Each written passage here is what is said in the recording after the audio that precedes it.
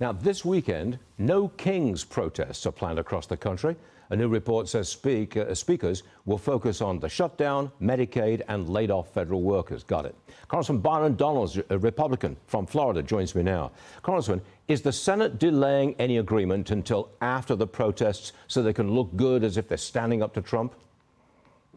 Probably. I mean, they might be doing that, Stu, but the honest answer is Senate Democrats really have nowhere to go. They're holding everybody hostage because they want more subsidies on top of the things that they already subsidize. Plus, they want to spend $1.5 trillion more. They want health care for illegal aliens. I don't care what they're saying.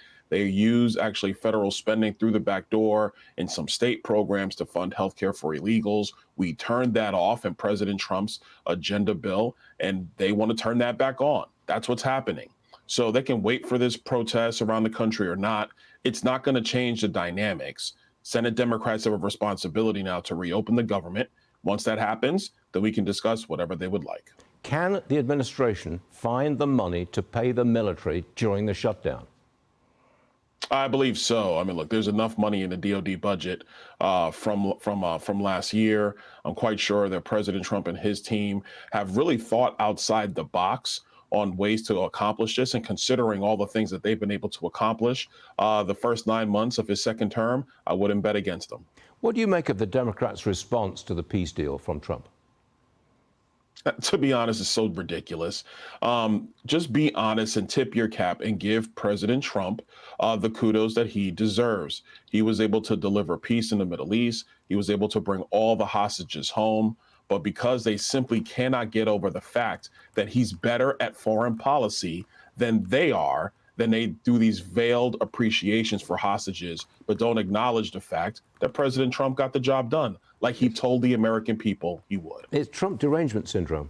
They can't get past it. They just can't give him credit for anything. No, they can't. And it's sad to see. In part, that's why the government is shut down. It's not because of any major policy fights, Stu.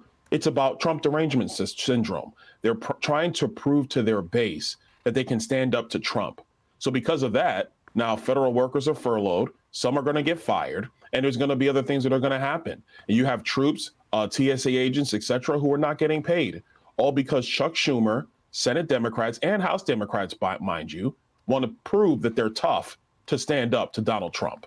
Go ask Hamas how that worked. Okay, yeah, good one. Congressman, always good. Thanks very much for joining us this morning. I know we'll see you again soon. Thank you. Yes, sir.